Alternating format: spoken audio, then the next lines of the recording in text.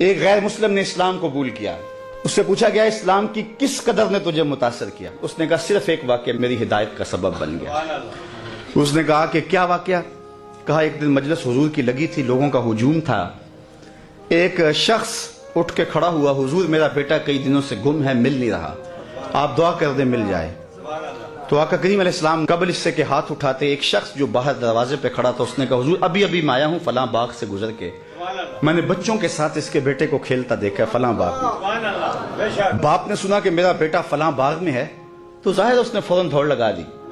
تو آقا کریم علیہ السلام نے فرمایا اسے بلایا گیا. کہا بہت جلدی ہے؟ جی حضور آپ جانتے ہیں کئی دنوں سے بچھڑا ہوں، اس کی ماں الگ تڑپ رہی ہے، میں الگ بے چین ہوں، کئی دن سے کھایا کچھ نہیں، جب خبر ملی ہے تو بہت جلد بچے سے ملنا چاہتا ہوں. فرمایا ضرور جاؤ، میں روکتا نہیں، روکنے کے لیے بلایا بھی نہیں، لیکن تمہیں بلانے کا بھی ایک مقصد تھا. جی حضور ارشاد فرمائیے. فرمایا جب باغ کنارے جاؤ، بچوں کے ساتھ اس بچے کو کھیلتا دیکھو، تمہارے بیٹے کو جب تم کھیلتا پالو تو اسے بیٹا بیٹا کہہ کے آوازیں نہ دینے لگ جانا، جو نام رکھا ہے اس نام سے پکارنا. عرض کی حضور میرا بیٹا ہے، اگر بیٹا کہہ کے پکاروں تو حرج بھی کیا ہے؟ فرمایا تم کئی دنوں سے بچھڑے ہو، تمہارے لہجے میں بلا کا رس ہوگا اور تم نہیں جانتے، ہو سکتا ہے کھیلنے والوں میں کوئی یتیم بھی کھیل رہا ہو، اور جب تم اپنے بیٹے کو بیٹا کہہ کے پکارو گے اس کا کلیجہ تڑپ جائے گا، کاش آج میرا باپ ہوتا تو مجھے بھی بیٹا کہہ کے پکارا. تو کہا یہ شوق گھر جا کے پورا کر لینا، یہ شوق گھر جا کے پورا کر لینا.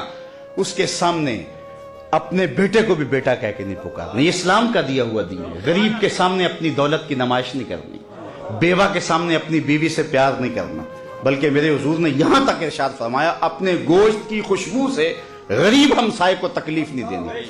یا تو تھوڑا سا پانی زیادہ ڈال لو اور شوربے کی ایک پیالی ہمسایوں کے گھر بھی بھیج دو.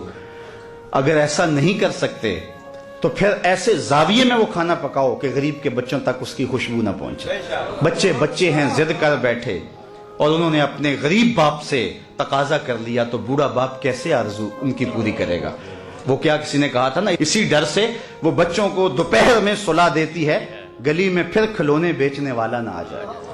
تو کہا حضور کی نزاکت قلبیہ کا لحاظ رکھنا کہ یتیم کے سامنے اپنے بیٹے سے بھی پیار نہ کرنا، اس کو بیٹا کہہ کے نہ پکارنا. کہا یہ چیز میرے اسلام لانے کا سبب ہوا.